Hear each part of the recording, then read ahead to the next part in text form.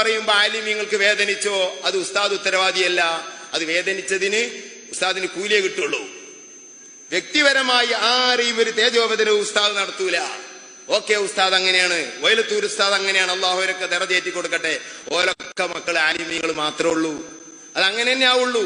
ബഹുമാനപ്പെട്ട പൊന്മുള ഉസ്താദ് ഒരു പണ്ഡിതന്റെ മോനല്ല.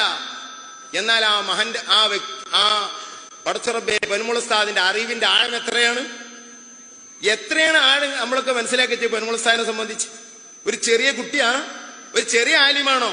സുബ്ഹാനല്ലാഹ്. പൊന്മുള ഉസ്താദിനെ അറിയണമെങ്കിൽ ആദ്യം ആലിമാണോ, എന്നാലേ പൊന്മുള ഉസ്താദിനെ മനസ്സിലാവുള്ളൂ.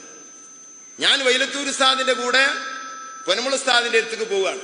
എന്നോട് അറിയാം, നീ പോരണോ? എന്തിനാ ചോദിച്ചാ, ഞാൻ അത്തവസലു എന്ന് പറഞ്ഞിട്ട് ഒരു കിതാബ് എഴുതിയിട്ടുണ്ട്, അത് എനിക്കറിയാം.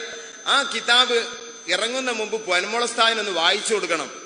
അപ്പോ അതിന് പോവാണ്, നീ പോരണോ ചോദിച്ചു. ഓ, എനിക്ക് വളരെ സന്തോഷം, ഞാനും വരുന്ന പറഞ്ഞ് എന്റെ വണ്ടിയിൽ തന്നെ ഉസ്താവും കയറി ഞങ്ങൾ പോയി.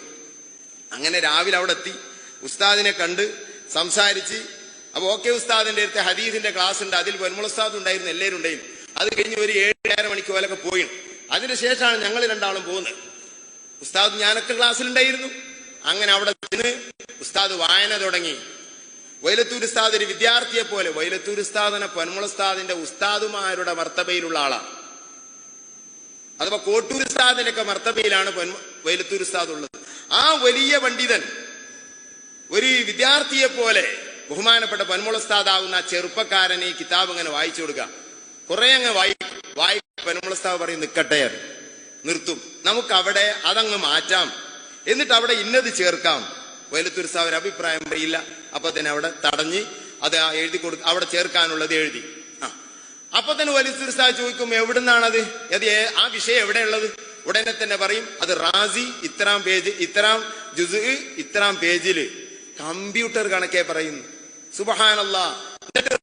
പഴയ കോപ്പി അത് ഇത്രാം വാള്യമാണ്, പുതിയ കോപ്പി ഇത്രാം വാള്യമാണ്, അത് മറ്റേ ചർച്ചന്റെ താഴെയാണ്, മറ്റേ ചർച്ചന്റെ മുകളിലാണ്.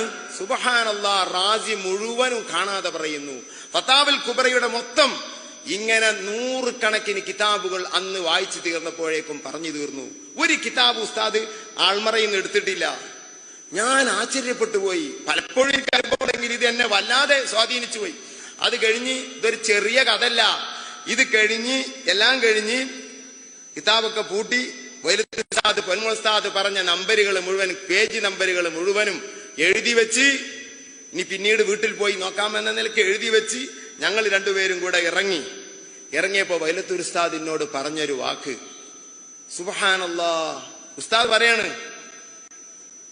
ചെറുപ്പക്കാരൻ, നമ്മളൊക്കെ എന്തിനാണ് ജീവിക്കുന്നത്? ഇത്ര ഒരു ഇത്തിലാഴ് എന്ന് പറഞ്ഞാൽ കണ്ടെത്തലുകൾ, അറിവുകൾ. ഏതാണത് പ്രായം? നമ്മളൊക്കെ എന്തിനാ ജീവിക്കണത്? അത് ഉസ്താദിന്റെ താഴ്മയുള്ള പ്രയോഗമാണ്. ഞാൻ പറയുന്നത് അത്രയും അറിവിന്റെ ആഴമുള്ളവരാണ് പൊന്മുള ഉസ്താദ്. അള്ളാഹു ആഫിയത്തുള്ള ദീർഘായുസ് കൊടുക്കട്ടെ.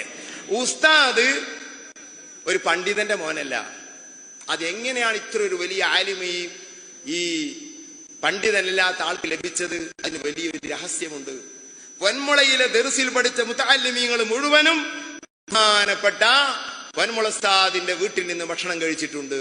ആ ഉപ്പായുടെ കരം അത്രയും ബർക്കത്തുള്ളതായിരുന്നു.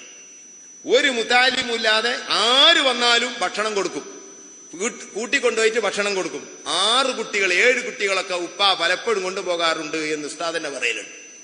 അങ്ങനെ എന്നോട് അക്കാലത്ത് ഓതിയ ഒരു പഴയ ഉസ്താദ്, നമ്മളെ സഅദിയിൽ മുദരിസായിരുന്നു, കാരക്കുന്ന് മമ്മദൂലേർ, മൂപ്പര് പറഞ്ഞതാ, ഒരു ദിവസം ഞങ്ങൾ അസറിന് ശേഷം കൊണ്ടുപോയിട്ട് പൂളി ഇറച്ചൊക്കെ തന്നിട്ട് പറഞ്ഞ്, ഈ കുട്ടീനെ എങ്ങനെ പിടിച്ചു കൊടുത്തിട്ട്, അത് പൊന്മുള ഉസ്താദ് ചെറിയ കുട്ടിയാണ്, കൈ പിടിച്ചു കൊടുത്തിട്ട്, ഇത് ഒരു ആലിമാകങ്ങൾ ദ്വാരക്കണം. ഞങ്ങൾ ഫാത്തിഹ വിളിച്ച് എല്ലാവരും കൂടിയാണ് ദ്വാരന്ന്. ഭക്ഷണം കിട്ടാത്ത കാലത്ത് 7ഓളം മക്കൾക്ക് ഭക്ഷണം കൊടുത്തിട്ട് ദ്വാരക്കിന്ന് പറയാം. ഇത് മൂപ്പരുടെ നിത്യ സംഭവമായിരുന്നു. അതുകൊണ്ട് തന്നെ ഇത്രയും ആഴമുള്ള ഒരു പണ്ഡിതൻ അവർക്ക് ലഭിച്ചു. ഞാൻ